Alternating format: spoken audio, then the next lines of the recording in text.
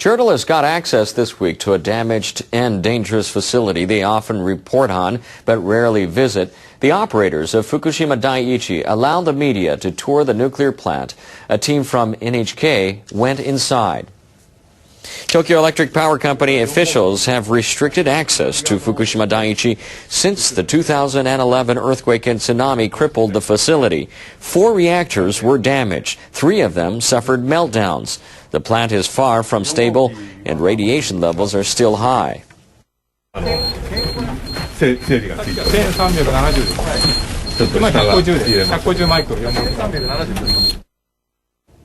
NHK World's chief correspondent Akira Hombo was one of the journalists who entered the site. Akira, you weren't wearing a protective suit. Weren't they necessary?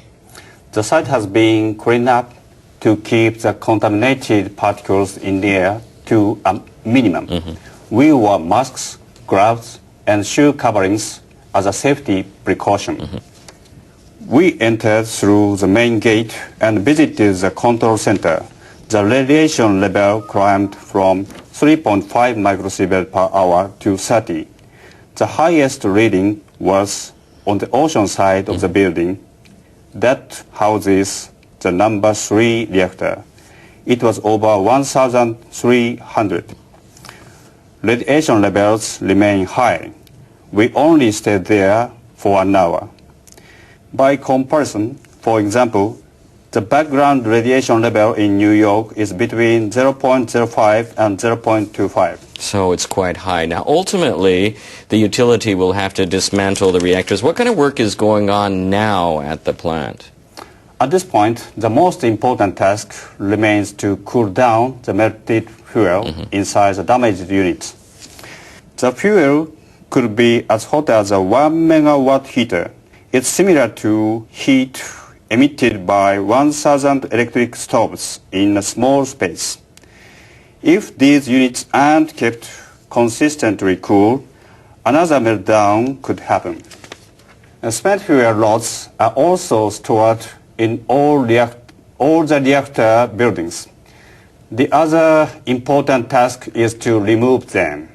And this fuel also produces heat, so it has to be kept cool in a pool filled with water. Spent fuel must be cooled until it becomes stable. Work had already started at the number 4 unit. It houses the largest amount of spent fuel, and it's the easiest area for workers to access, since this reactor didn't melt down. TEPCO plans to start the removal process in November. Once the spent fuel is removed, it will be transferred to a fuel pool built above ground. But the pool is not big enough to store all the spent fuel. So TEPCO plans to build a new facility that relies on helium instead of water as a coolant. How long is it going to take to remove the fuel and dismantle the reactors? TEPCO aims to remove all the spent fuel by 2021. The next step is to remove melted fuel from the reactors. They plan to finish that by 2036. The entire procedure will take until 2051. That is 40 years after the accident. What are the major obstacles? Let me highlight the 3 major issues that must be addressed. The first is to develop robots that can operate under high levels of radiation. The second is to make sure there are enough workers with sufficient skills to complete the job. The third is to dispose of the radioactive materials, including contaminated water, debris, and fuel. Beyond that, I think it's also important to consider the decommissioning process as a valuable experience. We must share what we learn from this process with the international community. It's going to be a long journey. We need to keep a close eye on the work to make sure the right steps are taken and that information is shared. I'll keep you updated. All of the work that had been done with robots to try and sort out Chernobyl showed that it's impossible to use robots, because the problem is that the electronic systems that robots work on cannot sustain, they cannot function when the radiation fields get too high, because when radiation impinges on a substance, on any material, what it does is it creates electrons. That's why it's called ionizing radiation. It's absorbed by the material, and it ionizes the material, which means that it kicks electrons out of the material. Now the problem is that robots work on electrons. Your computer works on electrons. All of these chips, all the electronic chips that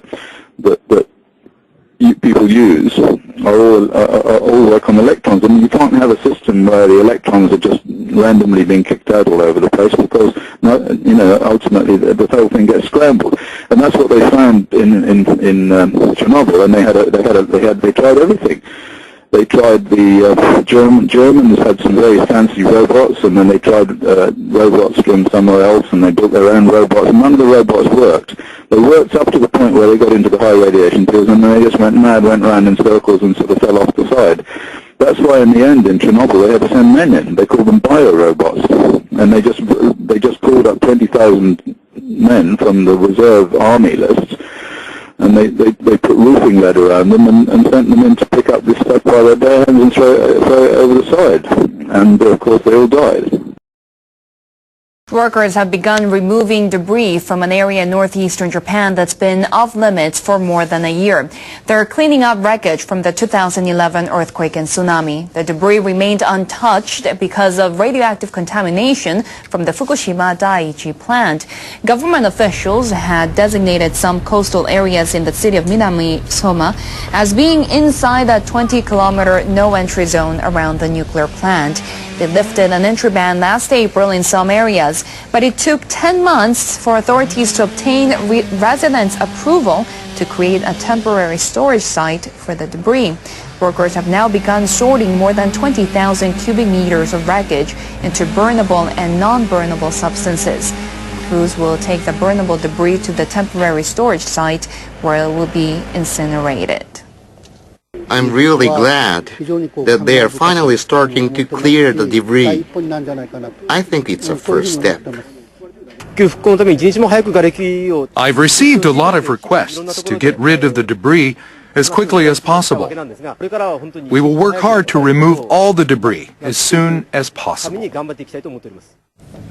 Environment Ministry officials say they hope to complete the cleanup in other areas in Minami Soma by March next year. The Fukushima catastrophe is probably the worst nuclear disaster in human history. It's certainly worse than Chernobyl. The contamination from Fukushima has gone as far south as Tokyo. I have measured it personally in air filters from cars. At least 12 different air filters from cars were sent to me, some of them from the south of Tokyo, and many of them from 100 kilometers away from Fukushima. And they contain very large amounts of radioactivity in them, high levels of cesium-134 and cesium-137. So we can conclude without any doubt that that area, up to 200 kilometers, maybe more, away from the catastrophe site, has been seriously contaminated with radionuclides. But that leads us to another problem, because what's happening now, as I'm told, is that the Japanese government are trucking radioactive material from the Fukushima disaster area, where it's contaminated, all over Japan. And even as far south as the south of Japan, we're now getting reports of radioactive material being taken all the way to the south of Japan to be burnt. Now, what possible reason could there be for burning it as far away as that? I'll tell you the reason. It's really quite sinister and horrifying.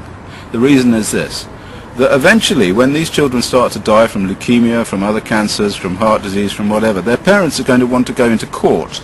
They're going to want to sue the Japanese government, and they're going to want to have to say, in order to do that, these children were contaminated, and that's why they've got high levels of cancer. But of course, the only way that they can say that they've got high levels of cancer is to have a control group in an area that's not contaminated.